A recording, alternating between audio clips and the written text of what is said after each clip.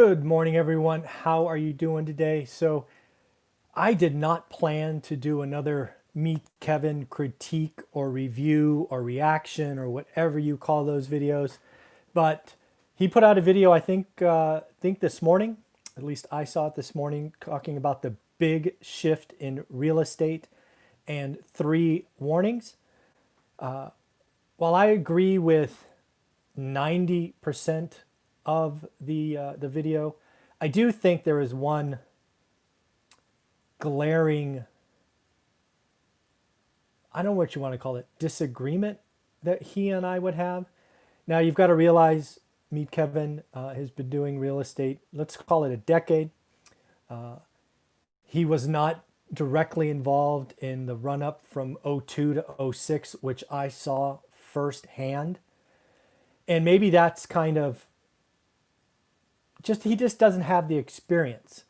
So I'm going to talk about the disagreement, or at least reading of the tea leaves differently. And then we'll talk about everything else, which I agree with him 1000%.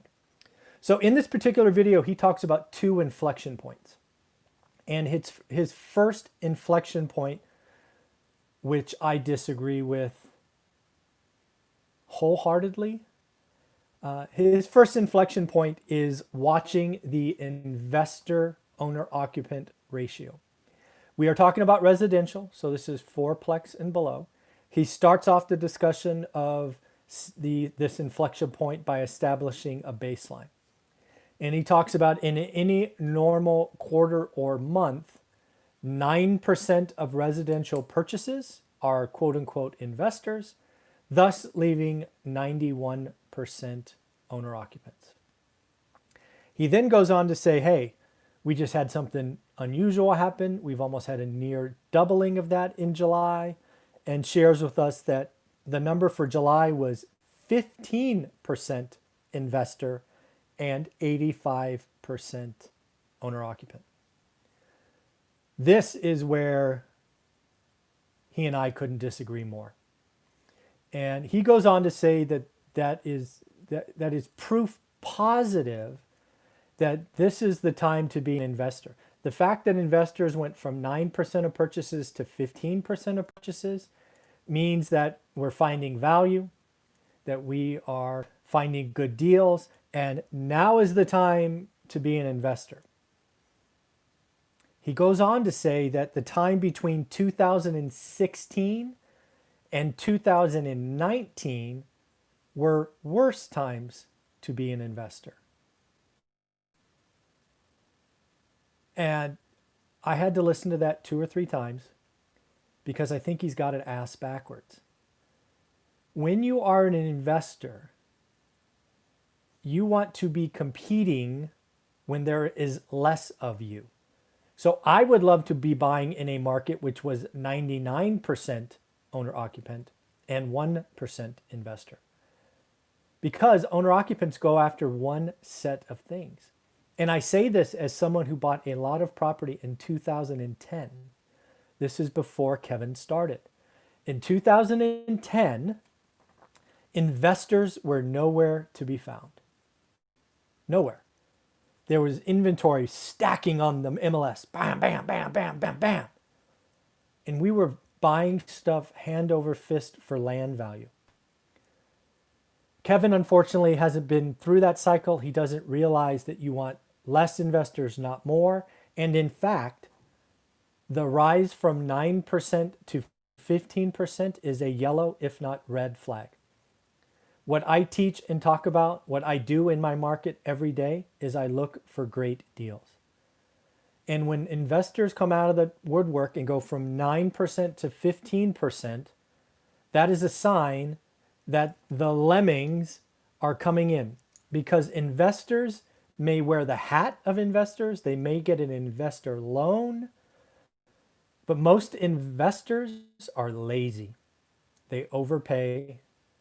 They get in bidding wars. They don't know their numbers. They just want to tell their neighbors or uncles or aunts or moms or dads they bought a rental, and they are overpaying. Trust me, you do not want to be buying in an environment that goes from 9% to 15% to 20% investors. That is the wrong way to go. That is absolutely the wrong time to buy.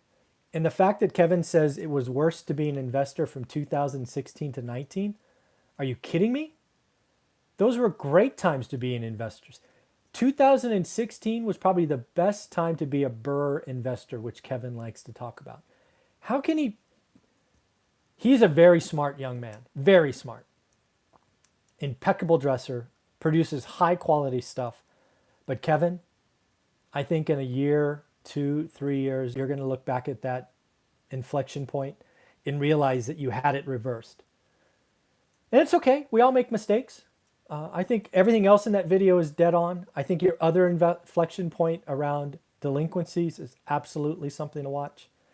I think your warnings at the end are dead on. Don't buy negative cash flow. I call them alligators. I sent you one of my books. I don't know if you actually ever read it. Hopefully you did. I autographed it for you. You talked about being careful with cash out refis, and you talked about not buying Teslas. Absolutely. Talk about that in my book. That's one way to go bankrupt, buying toys. You did talk about your first warning being avoiding turnkey properties. I think that's great advice, but not quite for the reason you are saying. What I would tell you is turnkey or ready-made properties are getting outbid by owner occupants. And they could come in with government-backed loans and 3.5% down, and they can outpay you and get a smaller mortgage payment. It's kind of a double win. The reason to avoid turnkey properties is because owner occupants are salivating over them. So don't compete with owner occupants. That's why I've been talking about understanding what the consumer is doing since the beginning of my YouTube channel, because they are my competition. Sometimes they get aggressive and greedy and they can outspend me. And that is exactly what's happening today. So as investors, stop overpaying.